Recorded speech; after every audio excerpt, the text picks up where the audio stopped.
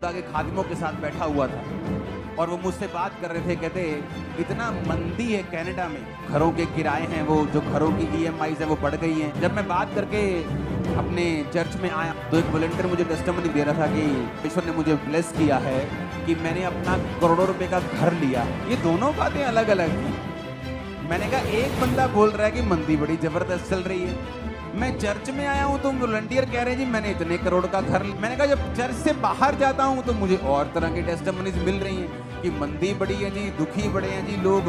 तो मुझे साफ साफ नजर आ रहा था जो वचन में लिखा है। इसहाक ने कहा उसी देश में जोता बोया 100 गुना फल लाया और प्रभु ने उसको आशीष दी। क्यों? क्योंकि इसहाक भी अपने पिता अब्राहम की लीक के ऊपर चलता था, वो भी टाइट देने वाला इंसान था। याकूब भी टाइट देने वाला इंसान था। ये बोने वाले लोग थे और वचन कहता है कि इन्होंने जोता और बोया 100 गुना फलों को लेके आए। वो जितना बोएगा वो उतना ही काटेगा। आमीन।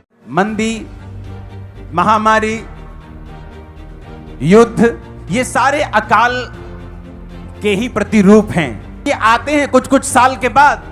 वचन क्या कहता है? इसहाक शाम के समय परमेश्वर के वचन का ध्यान करने के लिए जाता था। हो सकता है कि परमेश्वर ने शायद 20 साल उसको जानबूझ के बांझ रखा।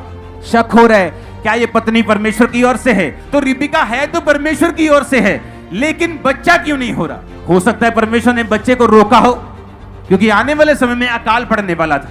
तो परमेश्वर ये चाहता था कि इसके संबंध मेरे साथ इतने गहरे हो जाएं कि जब बड़ी मुसीबतों का यह सामना करे और ऐसी मुसीबत जो सिर्फ इसी को नहीं इसके पूरे परिवार को नाश कर देगी, तो उस समय इसके संबंध मेरे साथ सही हो। इसहाक को परमेश्वर ने कहा कि जिस देश को मैं तुझे दिखाऊंगा तो उसी देश में रहेगा। कैसे परमेश्वर उससे बात कर रहा है? ये इमरजेंसी बात नहीं थी। जब आप उस समय परमेश्वर के पास जाते हैं उसी समय ही जाते हैं जब किडनी फेल हो रही है, बच्चे भाग रहे हैं, फाइनेंस गिर रहा है, तो परमेश्वर को भी मालूम है कि ये इमरजेंसी बिलीवर है, इसे मुझसे प्यार नहीं, ये सिर्फ तभी आता जब इसको मेरी जरूरत है।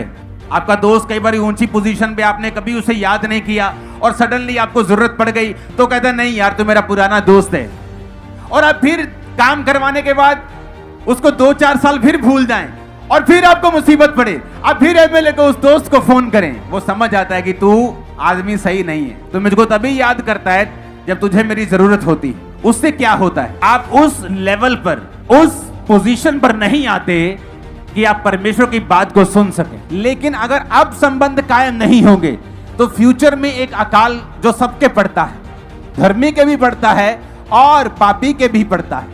लेकिन धर्मी उस अकाल में प्रभु की आवाज सुनता और निकल जाता है, लेकिन पापी का जब शादी रॉन्ग हो जाती है, जब उस व्यक्ति की मैरिज हो जाती है और उसके संबंध प्रभु के साथ नहीं होते, जब सडनली मुसीबतें आने लगती हैं, फिर वो भागने लगता है परमेश्वर की ओर और फिर उसे लगता है कि कुछ छुटकारा नहीं हो रहा। क्यों? क्योंकि छुटकारे की तैयारी तो तूने जवानी से करनी थी, कुंवारे होते करनी थी, जब तूने परमेश्वर के वचन को सुना था। अब एकदम से जब मुसीबत तेरे सिर पे आ खड़ी है, अब तू छुटकारे को भाग रही है।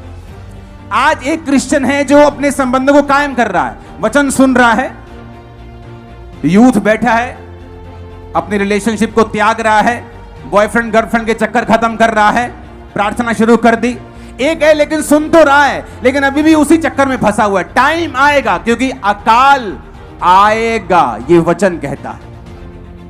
आपने प्रेयर रिसीव किया, आप हील हो गए, बिकॉज गॉड इज गुड। आपने प्रेयर की, आप डिलीवर हो गए, बिकॉज गॉड इज गुड। वो अच्छा है, वो भला है।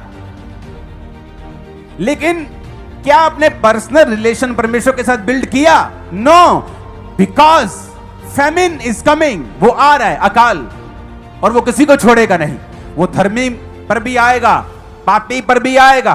धर्मी बच जाएगा, इसहाक की तरह 100 गुना फल लाएगा उस अकाल में भी। और यीशु के नाम में भविष्यवाणी करता हूं, जो धर्मी आप में बैठे हैं 100 गुना फलों के साथ, गवाही के साथ, एक बड़ी टेस्टिमनी के साथ, ढोल के साथ वापिस आ रहे। नहीं खड़कने वाला साथ आमीन चाहिए मेरे को। नहीं खड़कने वाले आमीन चाहिए, साथ ऊंची आवाज में।